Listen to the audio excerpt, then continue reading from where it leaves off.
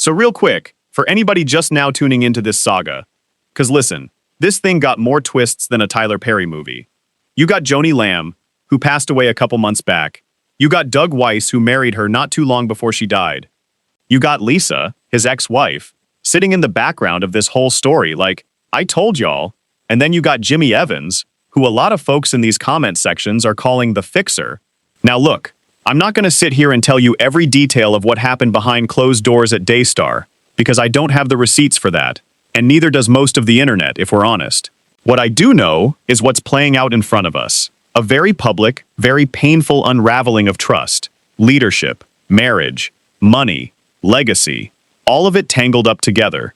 And here's what gets me every time one of these stories breaks. It's never really about the famous names. Doug Weiss, Jimmy Evans, the Lamb family. They're just the headline. The real story is what it does to US watching. Does it make you cynical about the church? Does it make you distrust every pastor, every ministry leader you see on TV? Or does it push you back to scripture, back to discernment, back to testing the fruit, like that commenter said? Because Galatians 6:7 don't play. Whatever a man sows, that he will also reap. That applies to everybody in this story. Every single name attached to it. So where does it go from here? Honestly, we don't know yet. What happens to Daystar, whether Jonathan and Susie get pulled back in, whether Doug ever circles back to Lisa like some folks are speculating, that's still playing out in real time. But I want you to leave this episode not just entertained, but a little more prayerful. Pray for that family. Pray for the church at large, because these stories chip away at people's faith more than we like to admit. Let's turn this into a real episode. Family, sit down.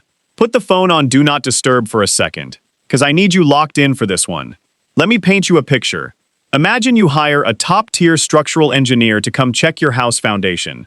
Man walks through your basement, clipboard in hand, points out a couple minor cracks, but tells you, nah, you good. This is rock solid. Hands you a big fat bill, shakes your hand, sends you on your way. You feel great, reassured. Then a few months later, you find out his own house caved in a year ago. He's just been out here hiding the rubble under a tarp this whole time. Meanwhile, you've been paying him for advice on structural integrity. That betrayal, that's not just a metaphor, y'all. That is the exact story we're getting into today. Because we're talking about a man who built an entire empire, telling couples how to save their marriage, and then walked out on his own 30-year marriage, the second a wealthy widow who owned a whole TV network became available. We're talking about Doug Weiss. And the fixer standing behind him, Jimmy Evans. Let's go. Now here's what you gotta understand first. For Doug, Lisa wasn't just his wife. She was his brand. When your whole business is marriage counseling, your marriage is the receipt. You are literally selling proof that your method works. And Doug did not hold back. This man publicly said, even after 30 years, he still got butterflies when she walked in the room. Called her his buddy, his business partner, said she had the purest heart he ever encountered. Called her, and I quote, the totality of God's inheritance for me. Even talked about their intimacy publicly, said she satisfies my inner being. That's not a compliment you drop once at an anniversary dinner. That's a decades-long marketing campaign. And then, 2017, Doug writes this article, title, When the Devil Talks to Your Wife. In it, he warns husbands not to listen to what he calls the devil's voice of entitlement. Don't let it convince you that you deserve a happier woman, more adoration, more money. Y'all, read that again. He was writing the blueprint for his own future betrayal 5 years before he did it. That's what we call projection. And guess what? Go look for that article today. 404 error. Gone. Scrubbed. Because leaving that up would have been a neon sign pointing right at his own hypocrisy. Okay, here's where it gets serious. So I need you to follow the dates with me, because the dates tell the whole story better than any accusation could. November 2021. Marcus Lamb, Joni Lamb's husband, co-founder of Daystar, passes away. Doug goes to the funeral. And according to Jonathan Lamb, Joni's own son, Doug was the first person to look in that open casket and allegedly said he wanted to make sure Marcus was still in there. I'll wait while you sit with that one. January 2022, 2 months after that funeral, Doug files for divorce from Lisa. May 2022, divorce finalized. Then, silence. For almost a whole year, Doug tells barely anybody, keeps running his counseling center, keeps sitting across from hurting couples, taking their money, presenting himself as a happily married man, while his divorce papers are sitting finalized in a drawer. Why hide it? Because the second people know he's divorced, the product is broken. His whole credibility collapses. February 8th, 2023. Doug finally announces the divorce publicly.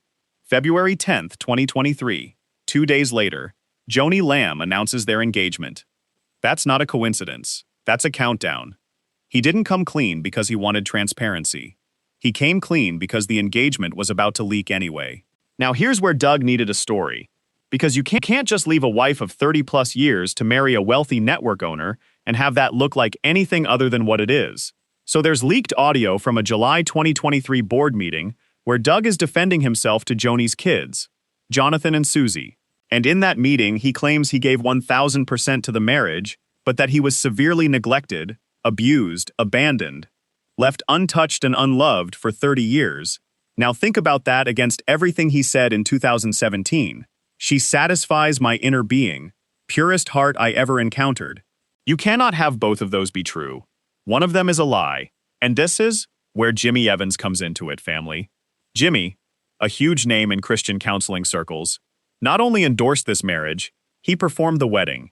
How deep did his investigation go before he signed off on it? He had one conversation with Doug. That's it. Doug answered the way an abused person would answer, and Jimmy said he could tell in 5 minutes if somebody was lying.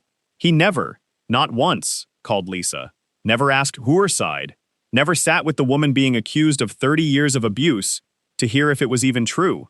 That's not discernment. That's malpractice with a Bible verse on top. Now flip it. Denise Boggs.